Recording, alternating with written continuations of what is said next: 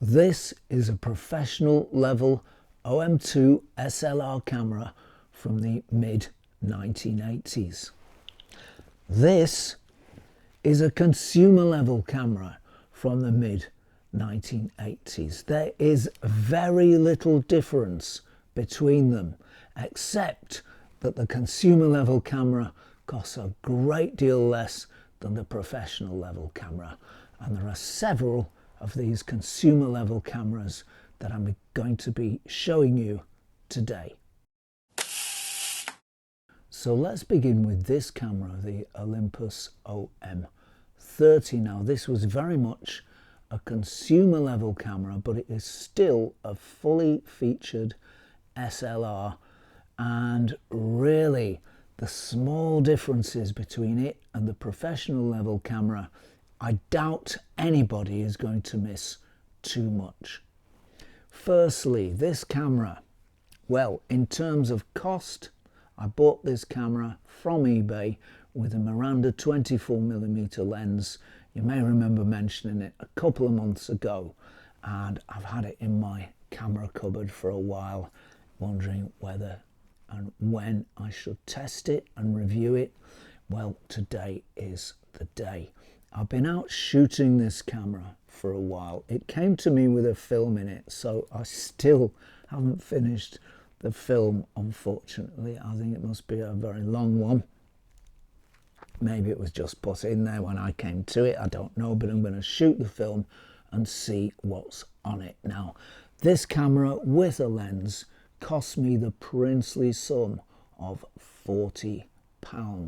And that just shows that the bargains are still out there. These cameras, generally the OM cameras, there were OM10s, OM20s, OM30s, and the rather different OM40. With the OM40, Olympus took a very different turn in their camera manufacturers. They lost this beautiful classic camera look and went to what was then a far more modern looking look at and made sense at that time. But looking back now, they just look rather plasticky and bloated. So I think I would probably, although it's probably a capable camera, I would probably steer clear of the OM40 if you want a classic camera look. The consumer levels of the Olympus camera are OM10, OM20, and this one, which is maybe the best, the OM-30. First of all, let's have a closer look at this camera. So here is the magnificent, very beautiful little OM-30 camera. You can see it's wearing this fantastic lens at the moment, the OM Zuiko 100mm f2.8, and this is a beautiful, beautiful lens. This is one of my favorite lenses, and the great thing about these OM10, 20, 30 cameras is that they can use all of these without exception fantastic Olympus OM Zuiko lenses, of which I am so fond. Let's have a quick look at the top plate. So there is the top plate of the camera. You'll see it's all nice and simple and conventional. It is a little bit stylized for the 80s, which I kind of like. We've got this slight chamfer on the rewind handle here. We've got a sort of a rectangular almost shutter release, which is kind of nice. We've got the traditional Olympus ISO / exposure compensation dial here. We've got a hot shoe on the top, and over here we've got the function control. So, oh, that's the film wind. So we push that for once, and that goes to auto. Push it again, and it goes to battery check. The batteries are healthy in this one. Then to off, and then to manual if you want to shoot in manual. And there we've got a B setting in case you want to do long time exposures. So we'll save the gas and we will switch it back to off. So you can see that this camera will do pretty much anything an OM1 or an OM2 can do. One interesting thing about this camera is, I don't know if you can see that it went back to the, perhaps you better see it from this side, it went back to the concentric ring around the lens mouth to vary the shutter speeds. That's for when you're shooting in manual, of course. I don't find them as easily accessible as the ones on the OM2 cameras, but they are there, and they're in the place where Olympus users, myself included, would expect to find them. So that's a nice thing. One thing that this camera can't do in relation to its more professional siblings is, if I just show you inside, you will see that inside here there is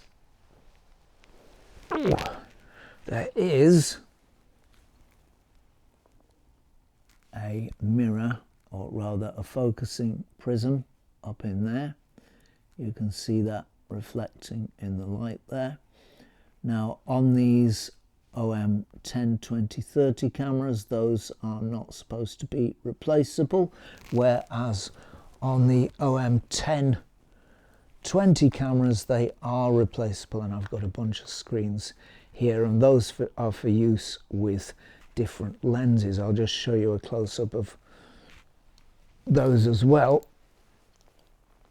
So there's the close-up of the focusing screens. You can see one has a fairly large dot or prism in the center, and the other on my left here has a fairly large dot in the prism center. These are clearly for use with different lenses. If we look on the back, I'm afraid we're none the wiser, because it doesn't really tell us clearly there which they're for, though perhaps if I studied it a bit more carefully I could. But the outcome of this story, and the reason I'm telling you that, is that in all the years using my OM1s and OM2s, and I have used them extensively, I have never found a need to change a focusing screen. So I doubt that in your use, which will more than likely be relatively casual, of the OM-30 or 20 or 10, well, my doubt is that you'll ever need to change a focusing screen. Do correct me if I'm wrong. Plop it down in the comments if I'm wrong, so let me know. But up to now, I've never had to change a focusing screen. It's been a total non-issue for me. Viewfinders, well, they seem to be broadly similar in the OM-30 and the OM-1. Perhaps the OM-1, or rather OM-2 I've got here, has a slightly larger finder, but only very, very slightly, and you're really not going to notice it in day-to-day use. Now, this OM-30 has a little trick up its sleeve, and I think it's pretty cool. This camera actually was one of the very first autofocus cameras. You do need to have a special lens for it, and that lens used 2 AA batteries, so it used a heck of a lot of power. As I've read, I've never used one, but as I've read, the autofocus was fairly reliable, but it was pretty cumbersome, and you did need these special lenses. However, using any other lens, if you set this machine to auto and focus, I'm going to focus on the camera that's shooting this now, and you will hear a little beep when we're in focus. So that little beep tells you when you're perfectly in focus, and there's a little light in the viewfinder there that tells you whether you need to focus a little further or a little nearer. So that is a nice thing. I don't tend to rely on it too much. I tend to rely on it by eye, but it's a nice little bit of electronics that I really appreciate actually in this little camera. It doesn't tend to get in the way, it's just a passive reminder, and it's just a nice thing to have. So this OM-30 is a real little marvel. You could say that it's let down by the fact that it needs 5 LR44 batteries, whereas most cameras only need 2. It does seem a little heavy on power consumption, and I think that might be the focus bleep and the extra focus electronics that are using that juice. But I've had this camera now for 2 or 3 months. The battery's shown no sign of giving up. I've used it a few times. So unlike its brother, the OM2 SP, which will eat batteries in a couple of months, even if switched off on a shelf, this one doesn't. So top marks for battery life. What else can I say? Well, I've said it before, but it is worth bearing saying again. This camera will take all of the OM Zuiko lenses. That's the 55 1.2, the 40mm tilt shift, the 20mm close focus macro, whatever they are, this one will take them. So is it really worth buying an OM1 or an OM2? Do you really need those professional level capabilities, or are you just going out to do some shooting, which I do? For me, this camera is perfect. I don't need any others. I'm going to keep my OM1s and OM2s because I happen to collect Olympus gear. I think it's beautiful gear. But if I didn't, this would entirely suffice. It's a beautiful little camera.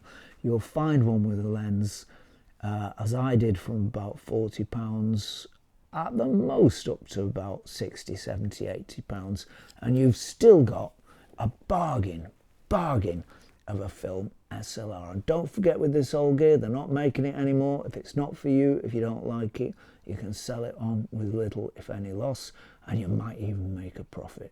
This camera comes very highly recommended from me. If you find one, grab one. All right, the next camera I have to show you is this one. This is the Praktica FX2, and this is from a wholly different era. This is from an era entirely before automation. This is a manual camera, and you can buy it for peanuts. The Praktica cameras are worth very, very little, even early ones like this. When does this one date from? Might have a serial number. No, I don't think it does have a serial number, but this is, I would guess, from the late 50s, early 60s sometime. So it's an all manual camera, and you may be surprised to learn for former East German products, as I was. I've got to be honest, I've got to make a confession. I was surprised to learn that this camera is very, very, very nicely finished. I'll just show you in a little more detail. So here's our Praktica FX2, and this is a fully featured SLR. It's got speeds from what is it, 1/20th, 1/4 of a second, right the way up to 1/1000th. So it's got a pretty comprehensive range of shutter speeds there. You can see the top plate, and you'll see it's nice and simple. Here's the film rewind knob. That's really nice and easy to operate. Silky smooth, if I turn it the right way. Silky smooth, absolutely no problem turning that. There's no film in it at the moment, so it won't stop turning. Very, very nicely made. I hope you can see from the finish on here. I don't know how clearly it's coming through, but the finish is absolutely gorgeous. It really can't be bested. There is nothing I know, except perhaps a Leica, that will beat this finish. It's absolutely lovely. It's finished really nicely. It's made really nicely. It's wearing at the moment, I think, Pentacon lens, yeah, Pentacon 1.8 50. That's what a lot of these cameras were supplied with. And it's a good lens. It's not the best lens in the world, but it's a nice little lens. We've got a flash sync here for all the mod cons. And generally this is a very modern camera, except for one thing, which I will now show you. You have to look down it to actually see through your viewfinder. So there's no prism in this camera. You just have to look down at what you can see. Let me try and tune it so you can actually see something. So you might there be able to see a view of my carpet. Let's see if we can see anything this way. Oh, there we are, look. There's the carpet coming into focus, or going out of focus. I'm turning it the wrong way.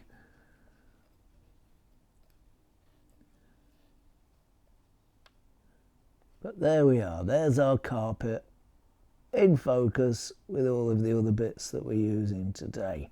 So this is a waist level finder, what was known back in the day as a waist level finder. So you look down the viewfinder, focus your shot, and there you go. And there is actually a little loop that comes down. There's a little loop, a little magnifier that will come down, and you can look through that to make sure your focus is absolutely spot on. So no room for slight errors in focusing. It's a bit like the punch-in, a bit like the zoom-in on a modern camera. Now you can get a pentaprism and a viewfinder to go on the top of here for one of these. You can still get them. They are still available, but they tend to be quite expensive. But this camera as it is, this is an M42 camera. It will mount any M42 lens. It's entirely manual. It's very, very nicely made. And because it's a Praktica, you can expect to pay no more than about £10 to £20 for one of these cameras. They really are extraordinarily cheap, and they're a great way to get going in manual photography or in film photography. A really lovely little piece of kit, well worth considering. Okay, the next camera I have to show you is a relatively rare one, actually, because although they were one of the major players, they were in the sort of second tier of major players, not for quality but for volume of sales, and that's Konica. And this is the Konica. What's the model number? That's curious. I think it's the FS-1. Oh yeah, it is. FS-1. Konica FS-1. Now these cameras you'll find pretty cheaply.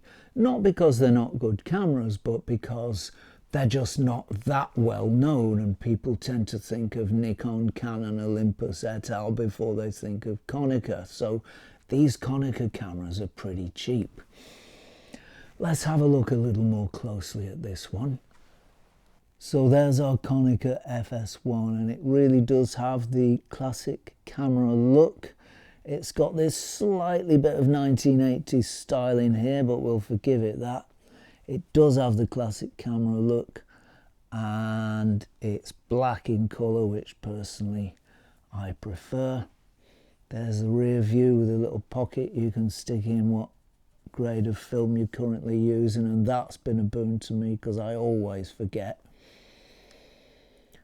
And it's generally, in all respects, a really, really nice camera. This one's wearing the Konica AR 50mm f1.7 at the moment, which was tested by, I believe it was the Japanese Navy, who said it was the highest resolution of any lens. So this, according to them anyway, is a pretty jolly good lens, and if you've got one of these, I'd suggest hanging on to it and keeping it. Let's have a look at the top plate. Nice and simple. Shutter speeds, manual shutter speeds around here. Slightly stiff to turn, but that's all right. We've got a locking mechanism where the shutter won't fire, and an unlock. Sorry, that's locked. That's unlocked. We've got a hot shoe in the manner of 70s and early 80s cameras, so that's fine. This one's still got its past sticker on it, so I don't think it's been used that much. Traditional rewind crank, round and round and round.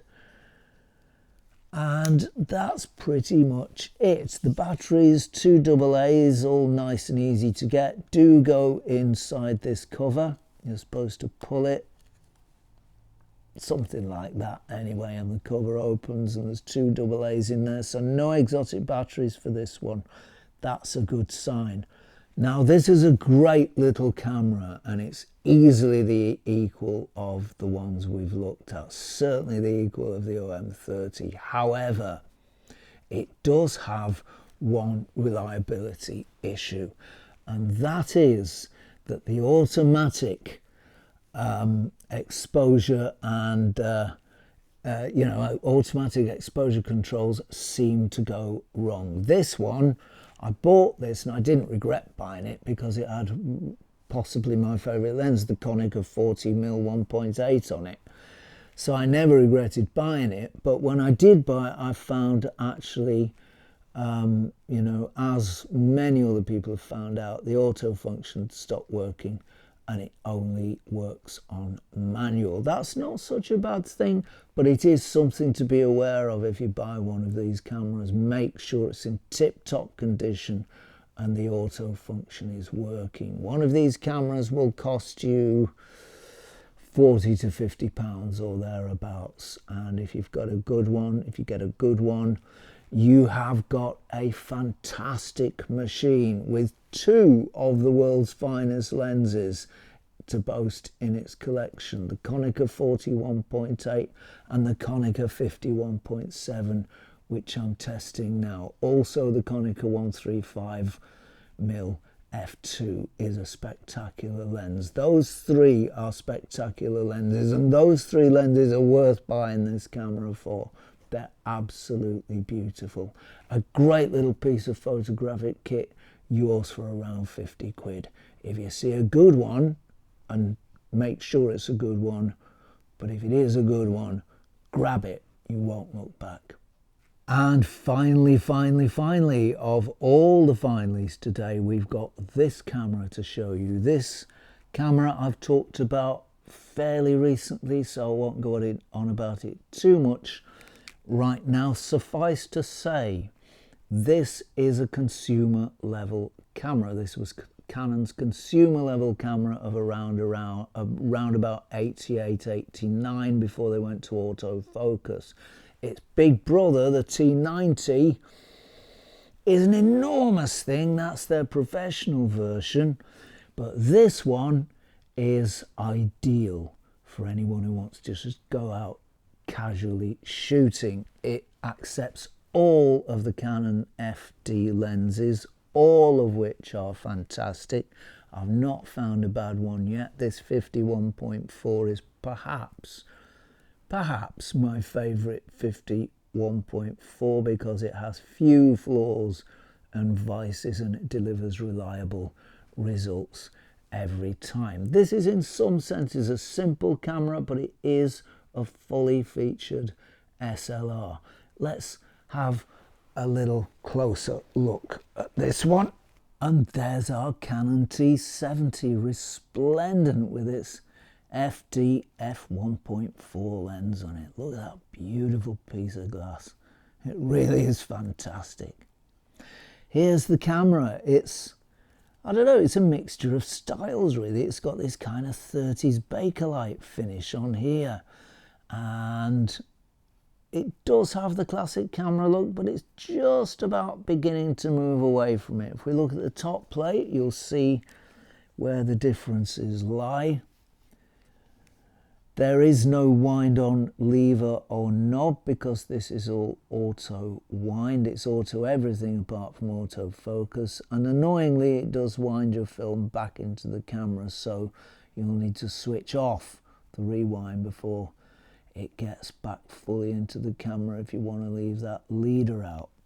We've got the shutter button here, and we've got various mode dials on an LCD screen here, and by pressing these various mode switches you can change between shutter priority, aperture priority, ISO reading, and all the various other parameters that you're likely to want to set on your camera. It's all done via this LCD screen. It's not as great as physical controls in my view, but it is easy to use. There's no difficulty using that system. Here we've got a hot shoe, and over here we've got on, off, whatever does it say? So we've got lock, average, partial, something or other, partial AEL, partial auto exposure lock, and we've got a self timer setting also, and we've got various controls here: mode dial, ISO dial, and what's this one? A BC dial. That's for if you want to work out your dates since the beginning of our current calendar. No, I'm joking. I don't know what that's for. Backlight maybe, possibly. However, this is a fully featured camera, and it's a really, really groovy little camera. It might be my favourite film SLR. It's that good.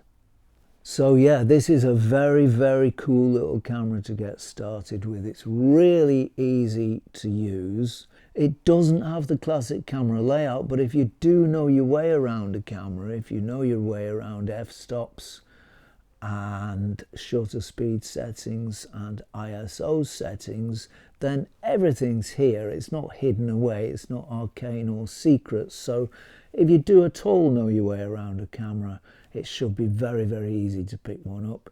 If you've never picked up an SLR before, have a quick look at the instruction manual, or just set it to auto and start shooting. It's a very, very simple camera to use. And it was designed as that too, so the camera designers did a really, really good job of this little thing.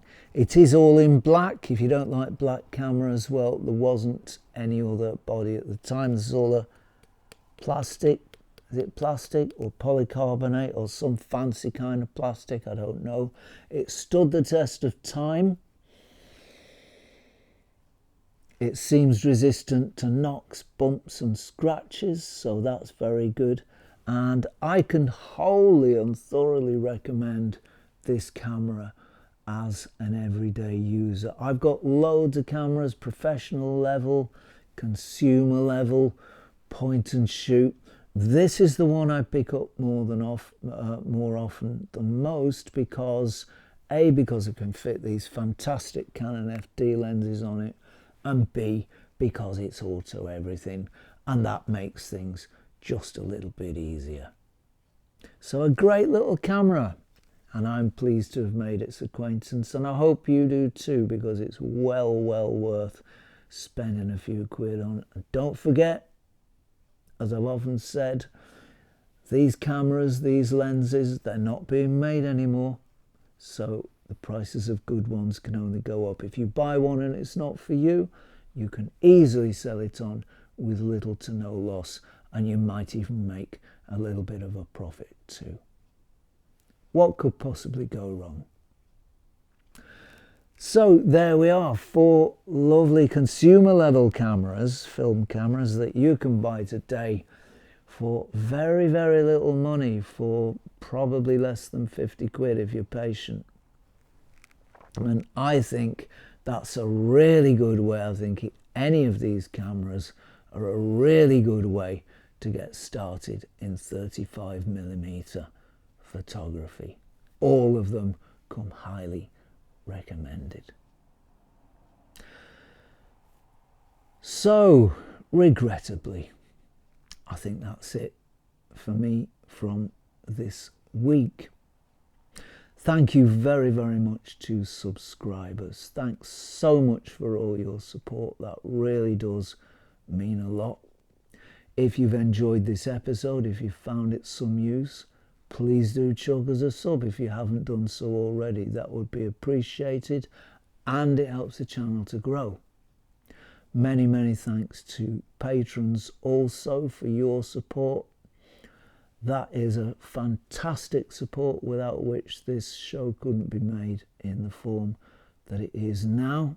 If you're enjoying these videos and you've seen a few of them, why not consider becoming a patron yourself? You can do that for as little as $1 per month, and you can do it over at www.patreon.com/Zenography. As for me, that's it for this week. Happy photographing and a happy new year to everybody. And if you're not doing anything too taxing or vexing at this time next week, please do join me for a spot more Zenography. Cheerio all.